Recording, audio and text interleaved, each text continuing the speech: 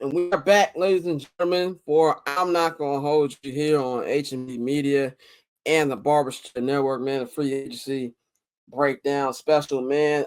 Let's just get right into it.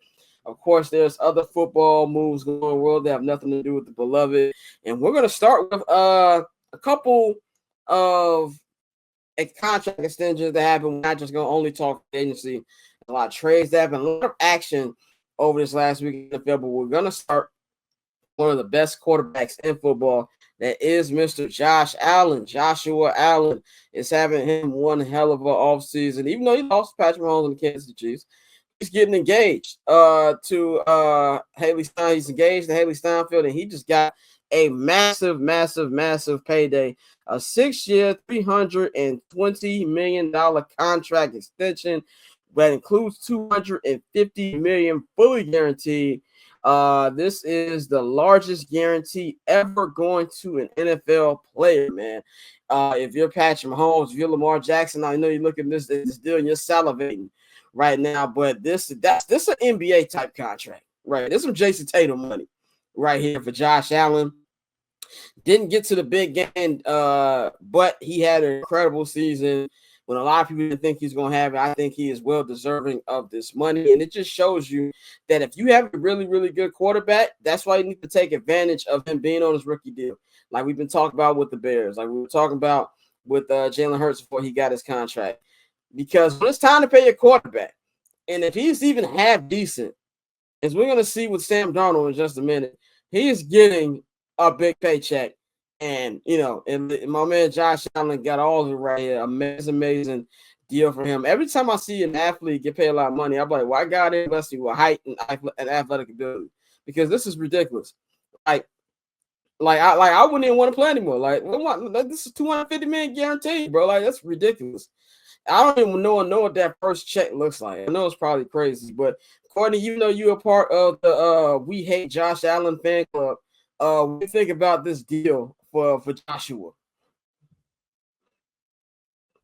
Oh, that's fine. There we go. Thank you. I think it's fantastic. There we go. That's a fine. Thought she was gonna get away with it. I think it's a great deal for him. I mean, congratulations. Like you said, nobody's having a better past few months than Josh Allen right now, except maybe Jalen Hurts. But no, I mean, great for him. Like I just messaged y'all earlier. I'm like, oh, let's see what other kind of moves that the Bills might make in free agency. And who'd they sign? Josh Palmer? Yeah. Okay. They ain't got it. We ain't got it. I know they paid Khalil Shakir some money, and that's great and all. But I would like to see Josh Allen surrounded with more talent, because I'd hate for him to end up in a kind of like Patrick Mahomes-esque situation where it's like, man, it don't matter who he's throwing the ball to, where they just like fill the offense with just random guys that they can pay right now because they're giving all this fucking money to Josh Allen. Now, when you said that you would hate for that, are you being sarcastic? Not really. I think you love that. Listen, as being completely objective here, it would be good for football to see Josh Allen be more successful with the Bills and sort of dethrone Patrick Mahomes, right? As we've seen from this most recent Super Bowl, people are kind of over Patrick Mahomes and have Chiefs fatigue. So it would be nice to see somebody else come out the AFC that isn't Patrick Mahomes. And as much as I do love Lamar Jackson, it feels like it's sort of almost primed for Josh Allen to be that guy.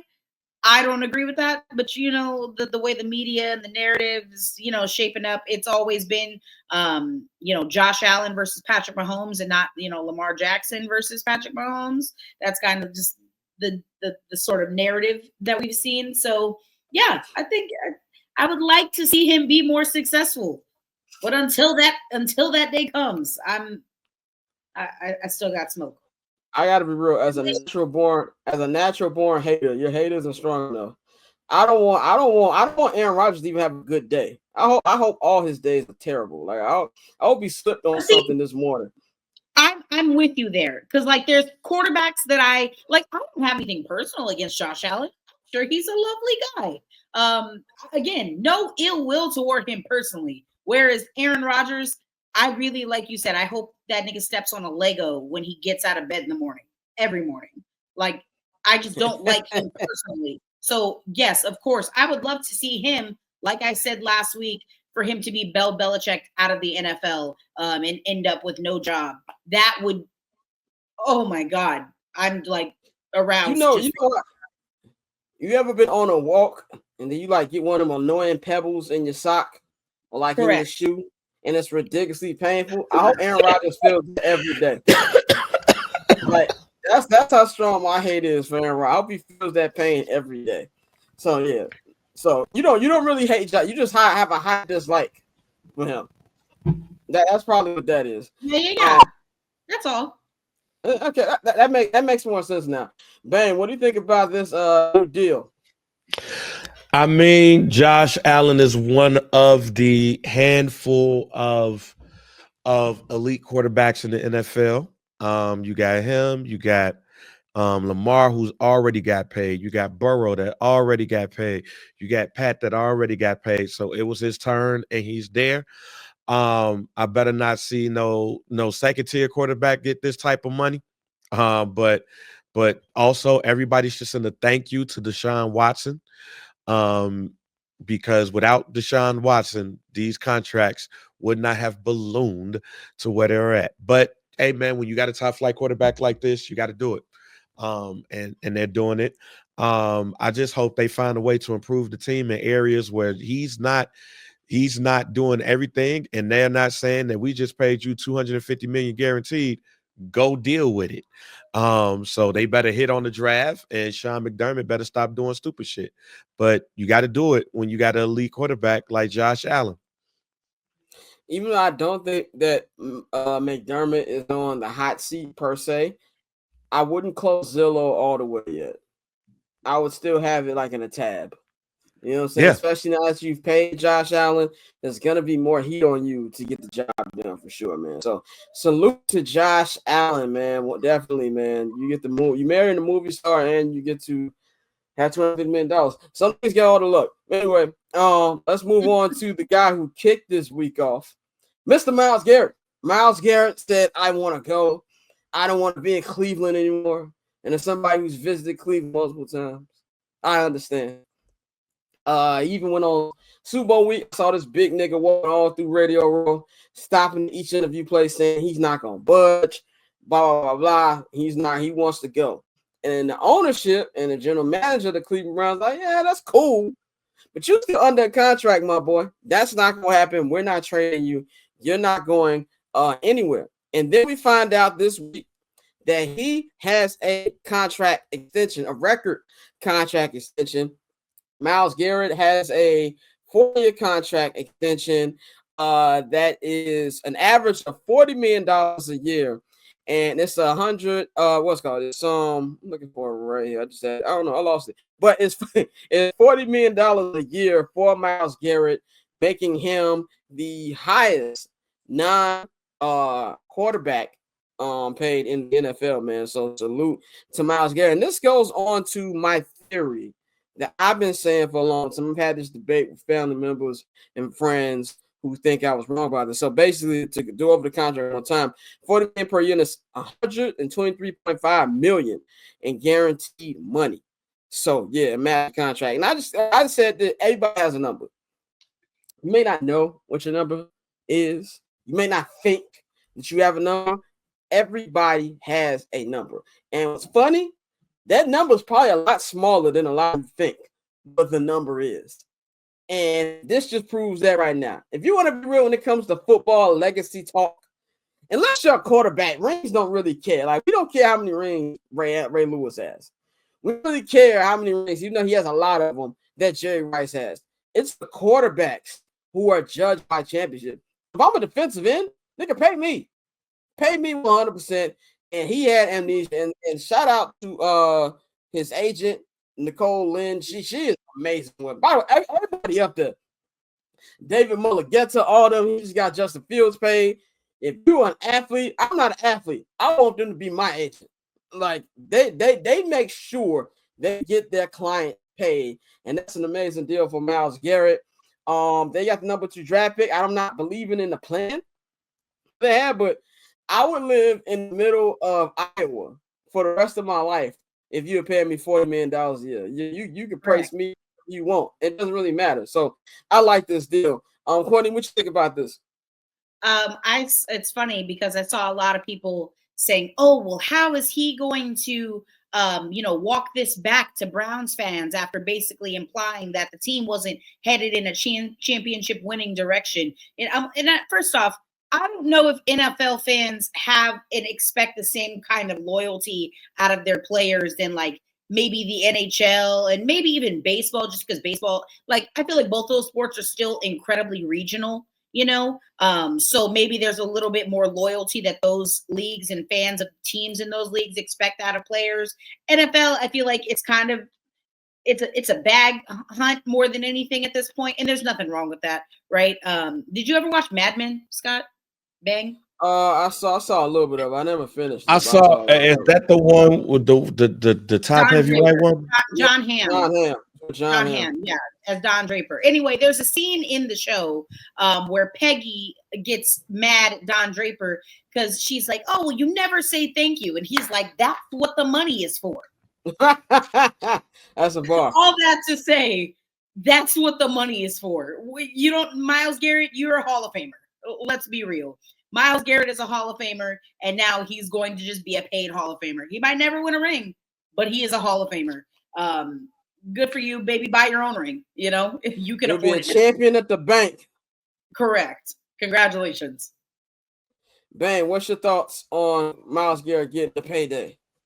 Hey man, I want to shout out a legend, a icon, a man who was so wealthy that he didn't even worry about getting any world championships. He made his own because he had the money to do it.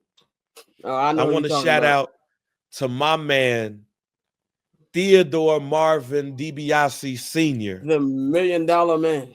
Y'all also know him as the $1 million man, Ted DiBiase. When that man told you all, everybody got a price. Everybody got one.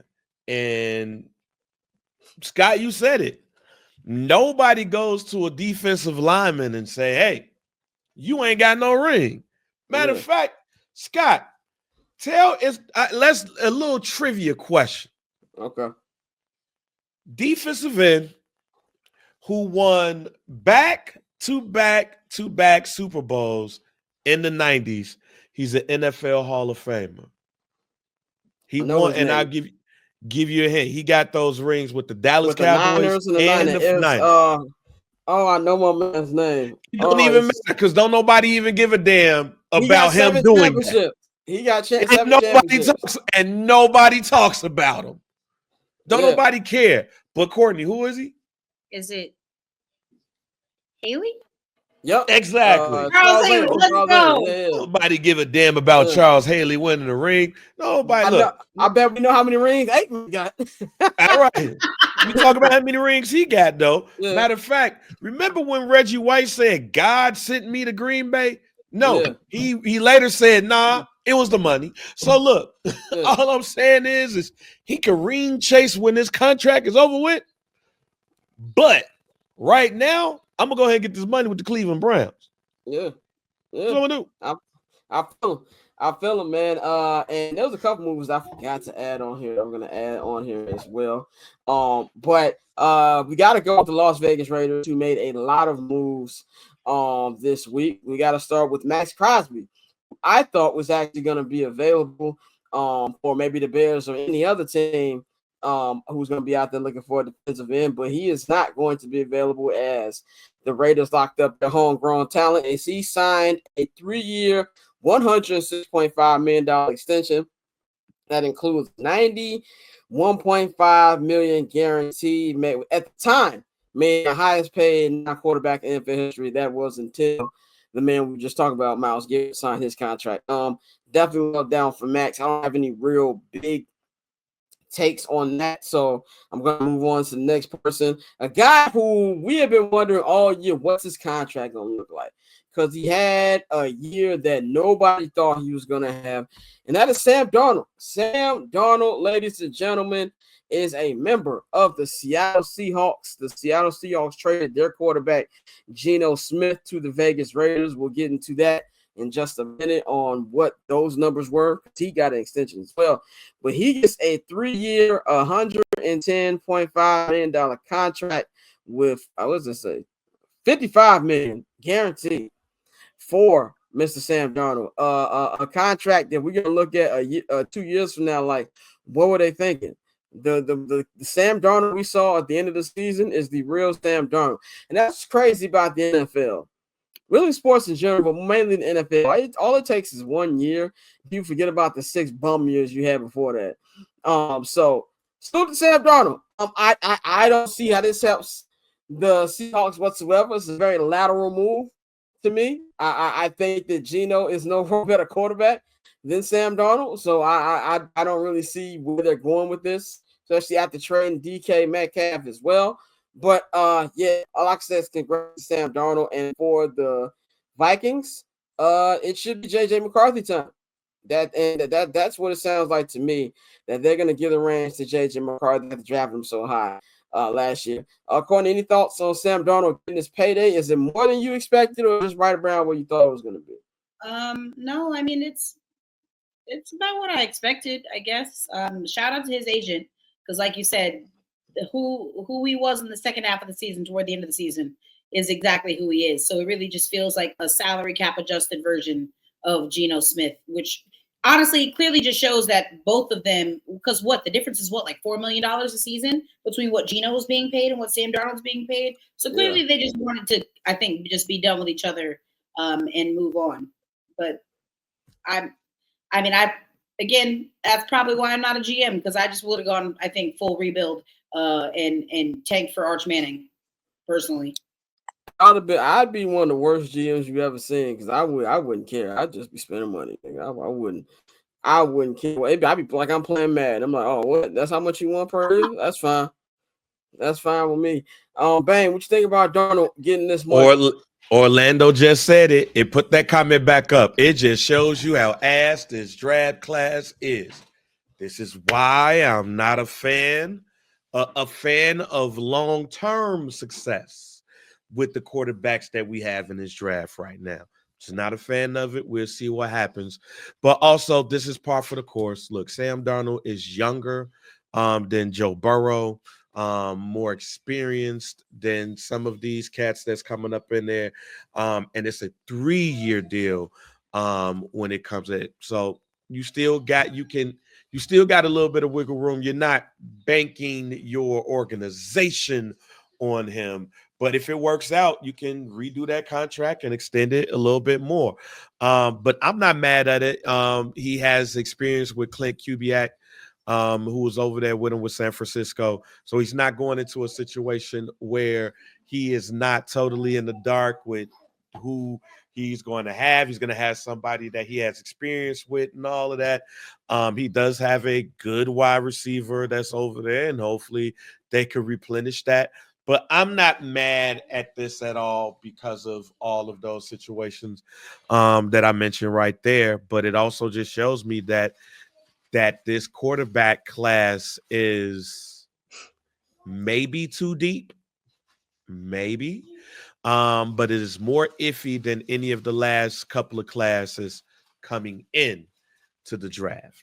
This is probably the most iffiest since the Kenny Pickett draft. So, yeah, that's where we're at. Yeah, man. And so Seattle's first move that they made was trading Geno Smith to the Las Vegas Raiders. Geno is going to be reunited with his head coach that he was with, that is Pete Carroll. I'm looking up the actual numbers for this, but I know it was like a 4th round draft pick was given up in exchange, and I'm trying to find it right here of how much got paid yearly. I think it was like 45 million or something like that. For what he got. Anyway, so the Raiders taking all 31 of his money that he owes this year. And I don't see how much he's getting, but I think it was like 40 million. that he's getting per year for Geno. I like this move for the Raiders. Like Geno is nothing to get like super excited about, but considering the quarterbacks that they've had the last couple years, I think that's a very big upgrade. People forget the Seahawks won 10 games last year, so I like that deal for the Raiders. Anything on Geno before we move on to the next signing? No, nothing. I got nothing. I will say that this is a good move for the Raiders. They need somebody.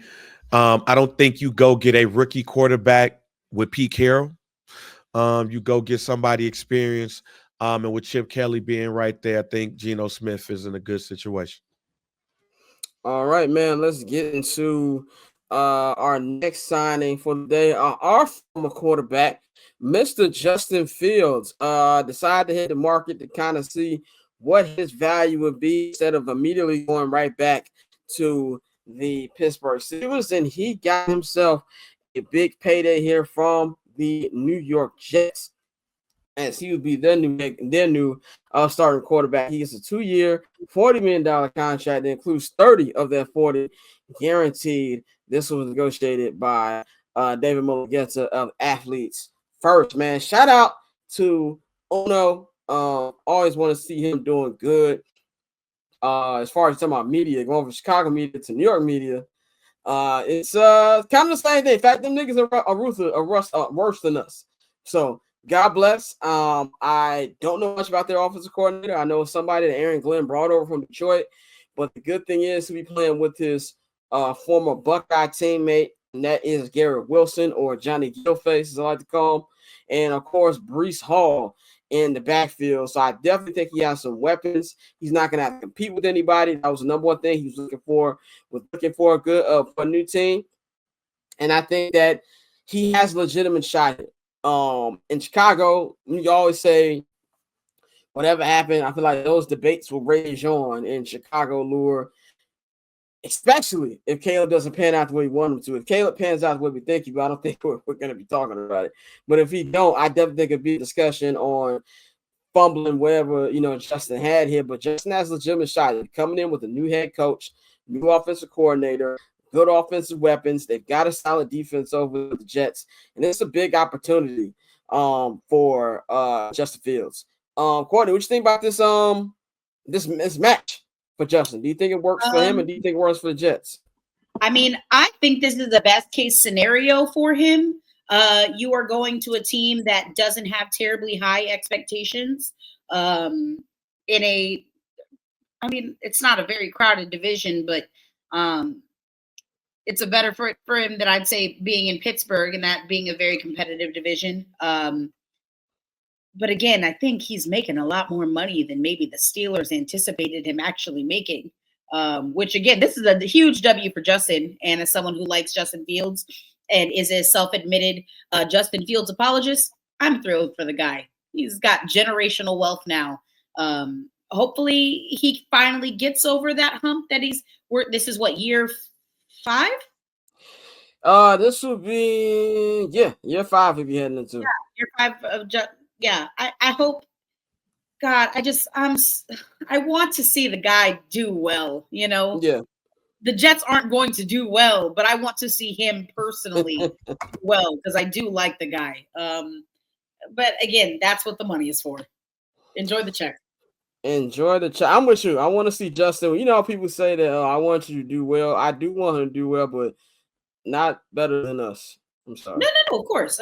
I understand, because then you got to have the talk, right? Yeah, and if Caleb goes, like you said, if it goes the opposite way, and say Caleb doesn't have a great season and Justin does have a great season. Oh my God. It's not going to be fun for me.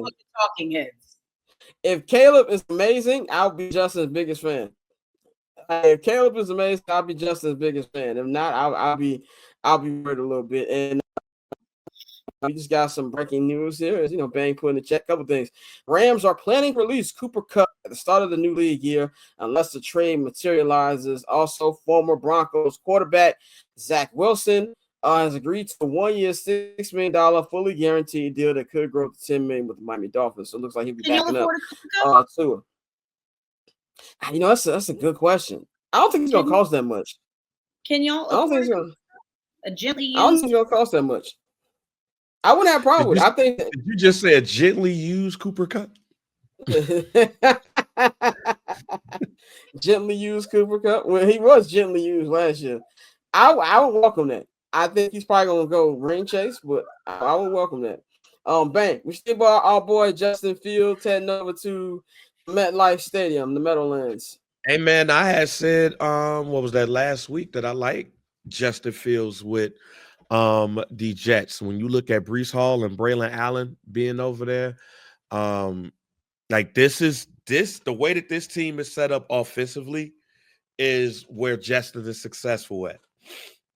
Also, when you look at, he still got Garrett Wilson over there. I don't know if they're going to let go of Alan Lazard. The offensive line is much, much better than he used to see. Much better than he's used to seeing. Oh no, man. I got a little bit of hope for Justin Fields and the New York Jets. I'm not saying they're going to be better than the Miami Dolphins and stuff like that. I'm not saying that. But I'm saying that when you got Aaron Glenn has seen Justin Fields for the last couple of years kill his Detroit Lions. Yep. Like he's seen him run through him. I'm just looking at their offensive coordinator situation. I had to look it up to get my man name because I'll be forgetting. But Tanner Instrand was the passing game coordinator for the Detroit Lions. And a lot of people look at Tanner like, coming from that Ben Johnson tree. So that's my concern.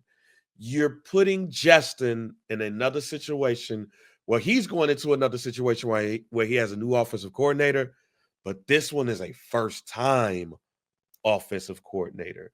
This one is somebody who has never called plays. This is somebody who's going from a passing game coordinator shooting all the way up to that. That's my concern. But when you look at the talent that Justin's going to have around him, this talent is better than the talent he had around him with the Bears. Yep. And you got Garrett Wilson, who is somebody he's familiar with. Yep. So I think that he has a good shot here. I wouldn't be surprised if this works. I would not be surprised if they have a better record than the Miami Dolphins. Look, man, I hope it works. I hope it works 100% because we're not going to say excuses because, look, if anybody who deserves an excuse, it's Justin Fields. Like, with all the shit that he dealt with in Chicago, and honestly, the shit that he dealt with Pittsburgh. Like, he was cooking a little bit the first month, and they sat him down for Mr. Unlimited. So he's gone through a lot. And people, I think we forget now because it's been so long since he's been in the league.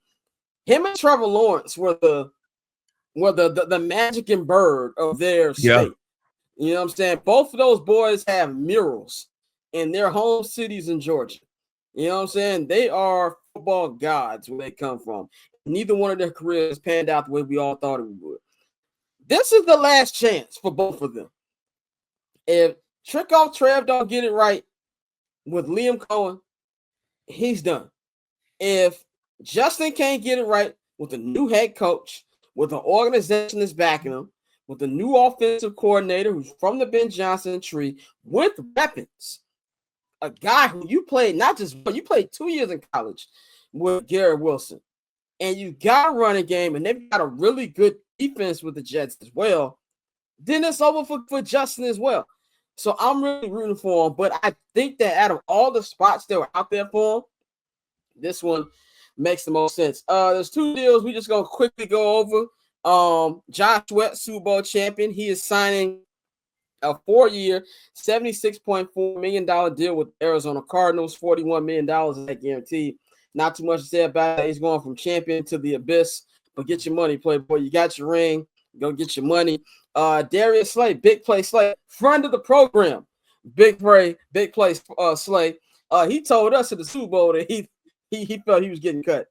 So I can say that now that he actually signed. He told us that off camera. But he said that he knew he was going to get cut, and he felt like this is going to be his last game with the Eagles. He signed it with the Pittsburgh Steelers. Now we got some Pittsburgh Steelers news here. It sounds like Aaron Rodgers might be heading to Pittsburgh. And he's still actively having negotiations with not just the Steelers, but also the New York Giants. We talked about that last week. Their plan would be for that, signing Aaron Rodgers, trading up or staying with it to draft Cam Ward and kind of have Aaron groom Cam Ward to be the next quarterback. But it sounds like the favorite right now is the Pittsburgh Steelers. That doesn't make any sense to me, man. Go ahead, Courtney. Go ahead. It defies all fucking comprehension. Okay, sending that to be a the head quarterback anywhere, to be QB1 anywhere is beyond fucking comprehension. We all just, I feel like I'm going fucking crazy. Did we not all just see how, yes, the Jets have always kind of been have always had a slight bit of disarray as an organization and have always been, a little off just because of their ownership. I mean, ownership kind of is the beginning and end of all fucking drop. But did we not just see how this man went into New York and just completely fucked that organization up so bad that they're basically starting back from, pardon the expression, from ground zero? Okay, they're starting from the fucking bottom. That should be funny, but it is. I'm sorry. It's just an apt fucking analysis. You just saw how that man went into New York and completely fucked up the vibe of an organization that at the time had a lot of promise. And you're like, yeah, you know what? Sign me up for a couple of seasons of that. You already got 2 fucking crash outs at wide receiver now. And mind you, I did say on Friday, DK Metcalf and George Pickens. I know we're going to get into that in a second. But I said that honestly kind of checks it. Can you imagine Aaron Rodgers and Mike Tomlin's fucking locker room? Oh, my God. I can't even. Clinton Yates said it. Clinton Yates said it on his show, Clinton and Friends. He said, I need that on Hard Knocks immediately. And I agree. I would love to watch the Pittsburgh Steelers. If Aaron Rodgers goes to the Steelers, that's what I need. I don't care what they got to figure out. I need that on Hard Knocks immediately. Shout out friend of the program, Clinton Yates. And this reminds me of that. Remember that? You ever seen that video that nigga who had a MAGA shirt on? This the new racism. I need that racism. That's what the Steelers are saying, trying to get Aaron Rodgers. I'm with you, but this is what being a future Hall of Famer buys you. And the fact that they think this nigga is a 4-time Super Bowl champion. The way you talk about Aaron Rodgers, you would act like he didn't win a championship in Obama's first year in office. It was a long time ago. A long time ago, my nigga. Like, Usher didn't even put out that album that had Hey Daddy on it. That's how long ago it's been since he won the championship. There's no team, like you just said, that I would look at. You know what? That's a great fit for Aaron. And not only because it's play declining, but the stuff that's going to come with it. He's going to be on Pat McAfee every Thursday talking about, let's talk about COVID. Was it really real? Was 9/11 an inside job? Like, that's the kind of stuff you're going to be bringing with you as well. And I love Mike Tomlin. If the pen goes to paper, you are now my mortal enemy. And I hate to say it, but the friend of my enemy is also my enemy. And I hate it has to be like that because I love Mike Tomlin. But this makes no sense to me. It doesn't make any sense because, again, you're bringing in just such a tremendous amount of toxicity. If he were good, it's kind of like what we talk about with like Trevor Bauer, right? Like if Trevor Bauer was good enough to justify coming back into Major League Baseball, they would have brought him back into Major League Baseball because there's been no, as far as we know, no fucking crime that someone can commit that their talent can't outweigh, you know? If Aaron Rodgers was good enough to justify it, what, Bang?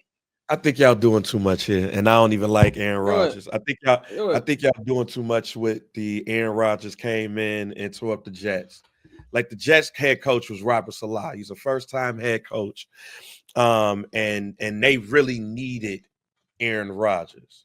And then Jeff Ulbrich takes over. Like that whole situation was that. But the context is important, though.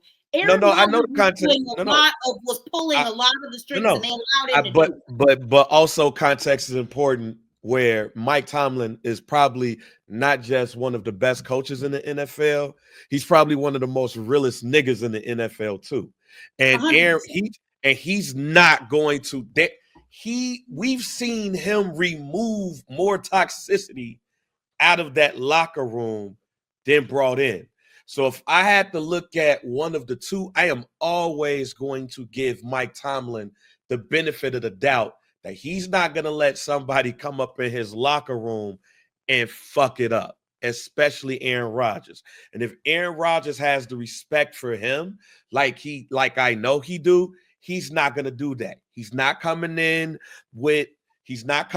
bringing in all of his homies. He's not coming in if this happens, because I'm not sure that this is going to happen. But if he comes in, he's not bringing in an offensive coordinator. He's not bringing in a quarterback. Yeah, because he can. He's already been given the keys once and has proven himself unreliable and incapable of being successful in those circumstances. So that's why I believe that the conversation.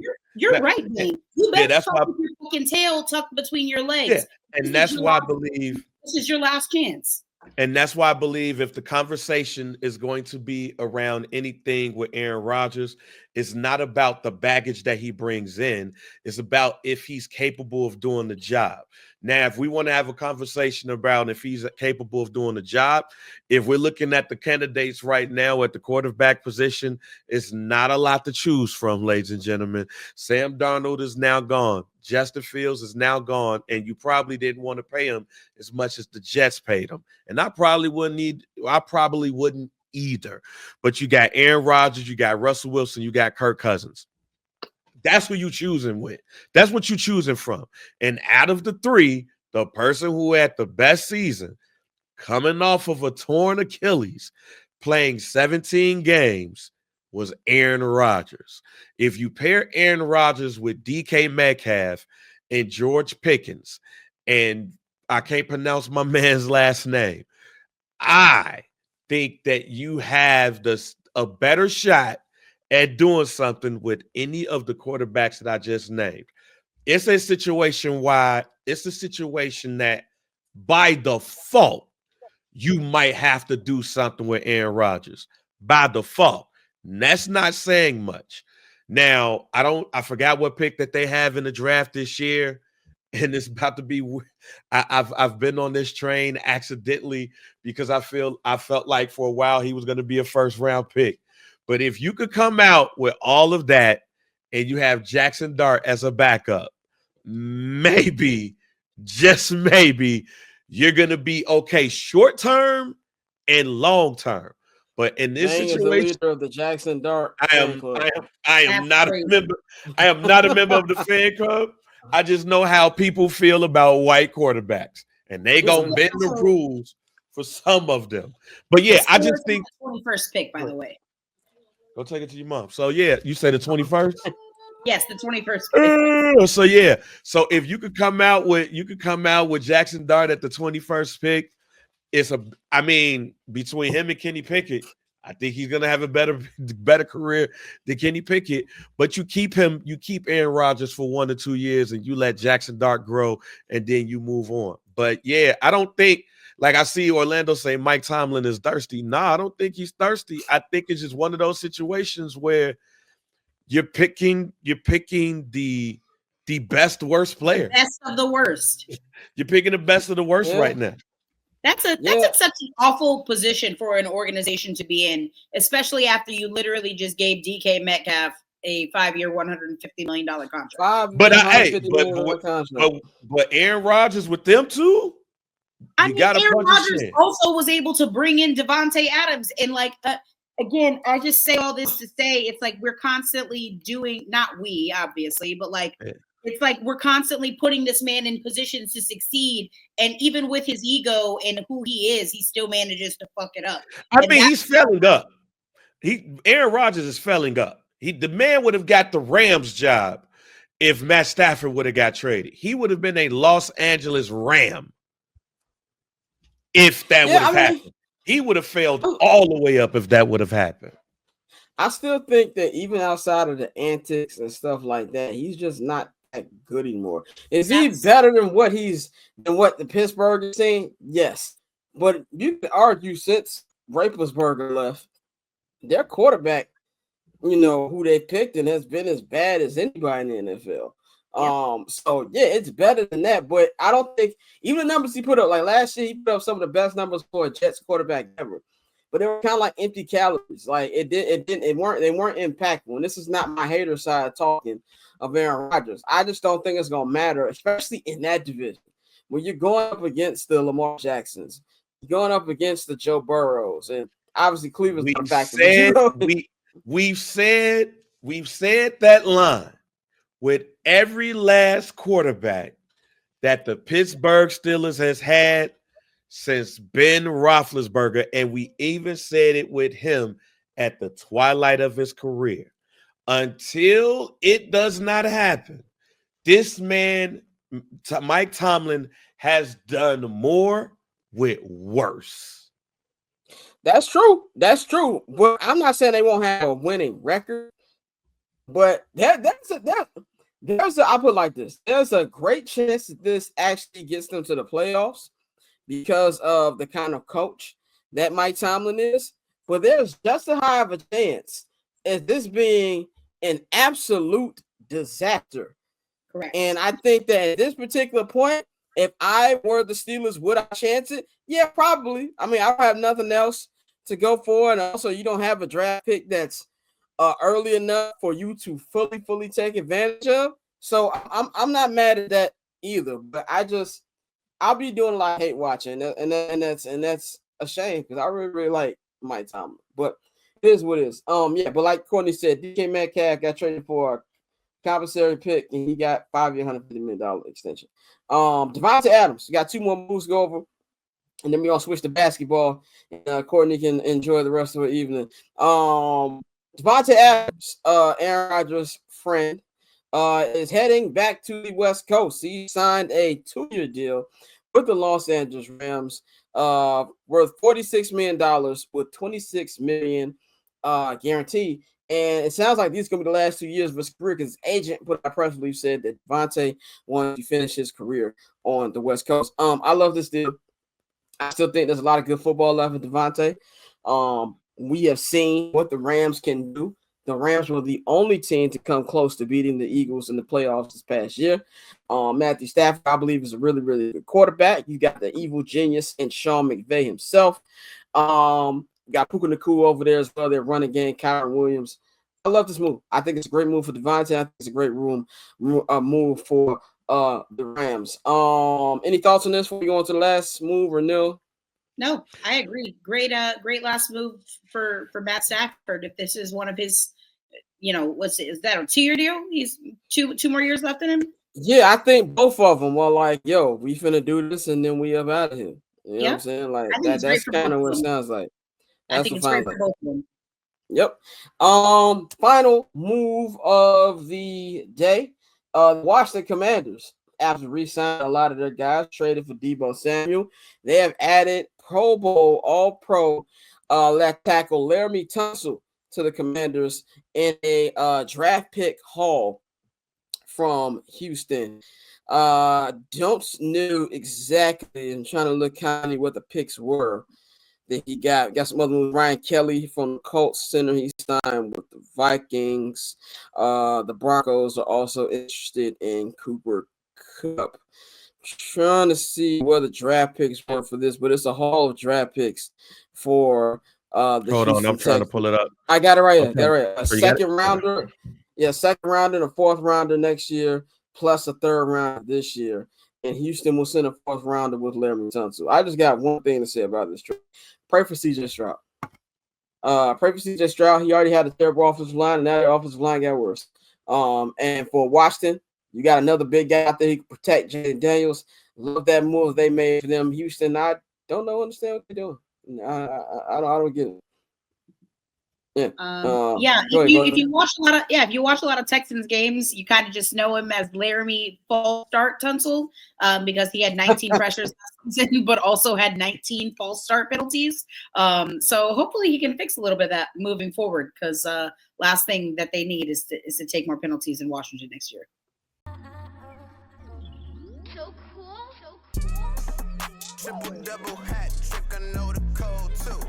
Ice trade, go for trade, yeah we cold too. Getting paper on these player haters, old news. Money on the other line, so I'm not gonna hold you. Money on the other line, so I'm not gonna hold you. money on the other line, so I'm not gonna hold you. Money on the other line, so